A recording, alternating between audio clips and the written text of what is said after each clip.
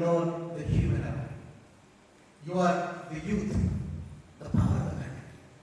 Today, if you take the average age of India, youth is the world leader with 29 years compared to 36 years for China and 48 years for Japan. What does it mean? Youth has got a great challenge to face. You are the people who can build this great nation.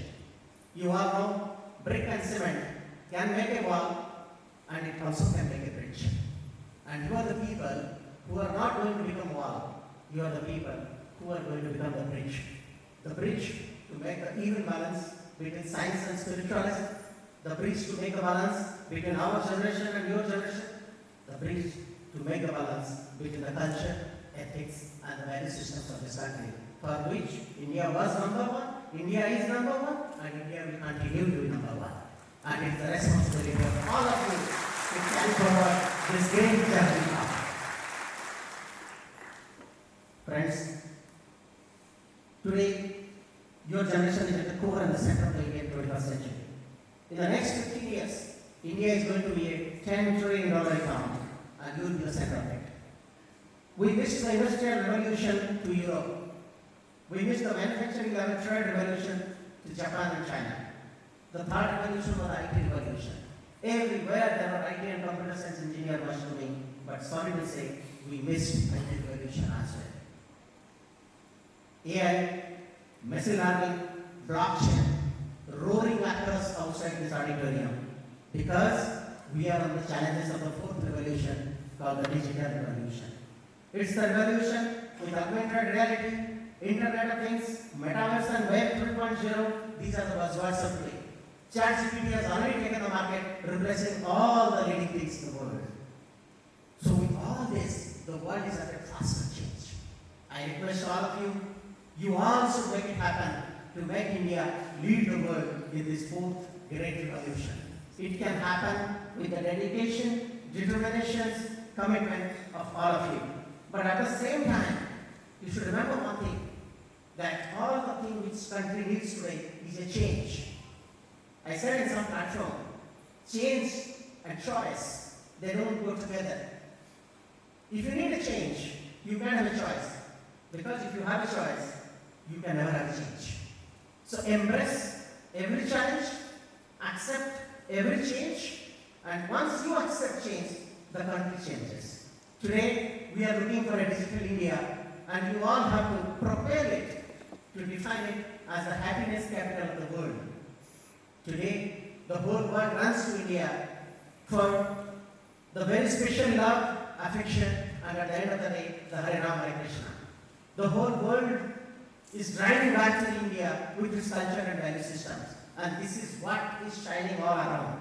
I request each one of you to carry this doctrine to whichever part of the world you go in. I was very thrilled to hear in the morning, yes, some of you must go abroad to carry the value, the systems, the culture of this country. But at the same time, friends, never forget to come back. Remember what a mother and a motherland looks forward from all of you. You have taken everything out of this country today to be what you are. It's now your turn to return back to the country in the big way, to transform this country to the technology great leaders of this world. Friends, 7.6 billion people we have, out of which only 4 billion people are connected by internet. If I give you a simple example. And out of 3.6 billion people, 1 billion people reside in India. That's the status. So they all need you. 50 million farmers are there in India. They need the best of the farming. They need the best of the culture. They need the technology. Learning of all these skills, if it has not contributed back to the economy of a country, friends, we have lacked somewhere. And economy of the country does not come alone by writing the software codes. The economy of the country comes when a single farmer has a smile in his thatched roof. A single farmer can double his productivity, not because of the mercy of the God, because of the best of the technology which you are going to develop, you are going to design, and you are going to handhold that the agriculture grows. If the rice is not fed to the single Indian, we can't stand tall today. So never forget our root to what this country needs.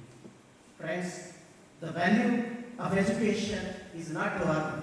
The value of education is to learn. Learn human value, learn culture, learn patriotism, learn every single thing that will transform each one of you to be a great warrior of this free India.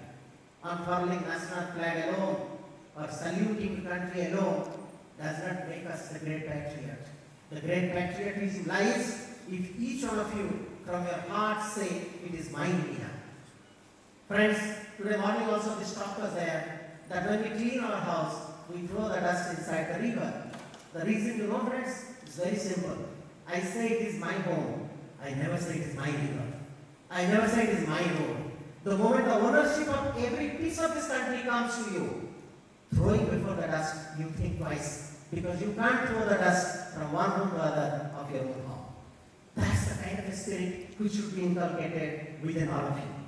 Friends, today morning I was addressing and discussing with the faculties, and every platform when I go, I speak about one thing. That in 2017, the GDP surpassed France, and in 2019, we surpassed UK.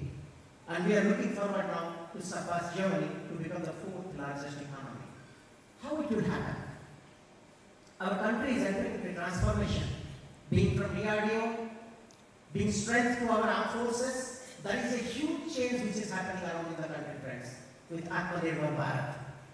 Every commitment has been given to our soldiers to fight the war with our own indigenously made weapon systems, designed by professors and DRDO and implemented by our own industries. That has been the commitment to every single soldier.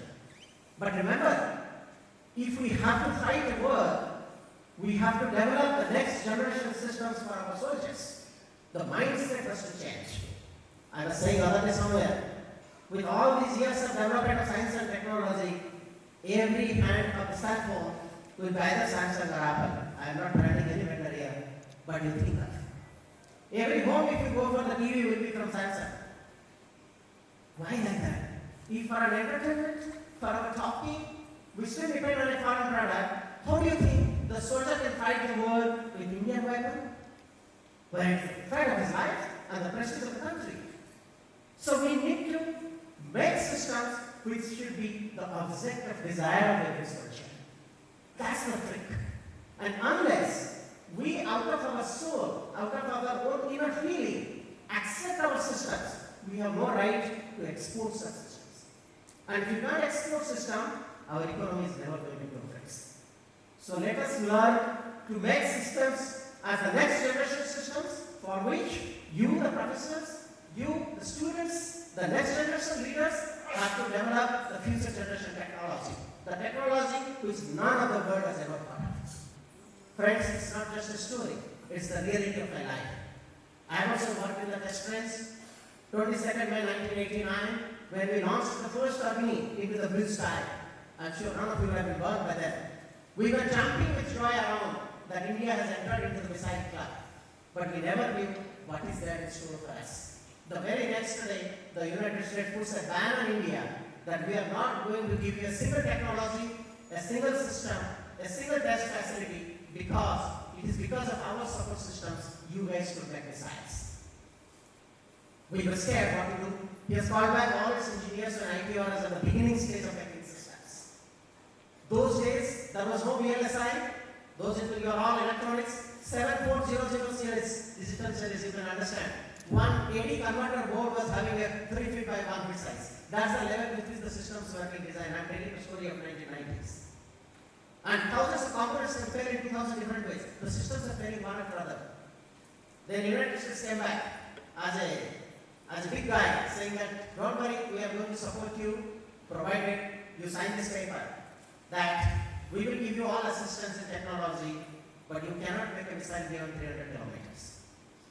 We all thought, are we up to freedom? Is it a technical freedom where the scientists can know how to design a missile, but they can't make it because they don't have assistance?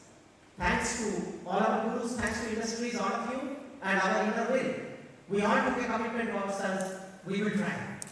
We will slog, we will have a trio of DRDO, industry and academia together, we will develop systems. Believe me friends, with that as a commitment of early 90s, today when I left ITR in 2020, it was the only restaurant in the world where every single system was indigenous, developed and designed by our own country. And within those systems, we could launch missiles beyond 5,000 kilometers. This is what a committed Indian does for India if your heart bleeds for India. This is what is the power of every single Indian. Friends, today the entire India is marching towards semiconductor mission. We are going for mission for green hydrogen. We are going for PLI missions, just to define few. There is a number of such missions which are roaring around the country. But never forget, if India could have weathers, India has introduced zero. If India has inventions, India has introduced 5. If India had Pushpak Viman in its scripture, then India has got a fighter aircraft, LCA, piercing through the blue sky. That's the even balance of the sacred philosophy and the technology together. At the same time, today, India is roaring high in the international world to have the technology leader around. It is possible, friends. If we could make such great missiles, if we could make such great technology, if today for the fighter we have made a radar which is second to none by Uttam, which has not only been consumed by our country, it has been the object of desires of every foreign nation. Indian brain, Indian industries, Indian professor has that ignition. All that is required to join hand together. I say, there was a green revolution, there was a white revolution. Today the country is heading towards technology revolution.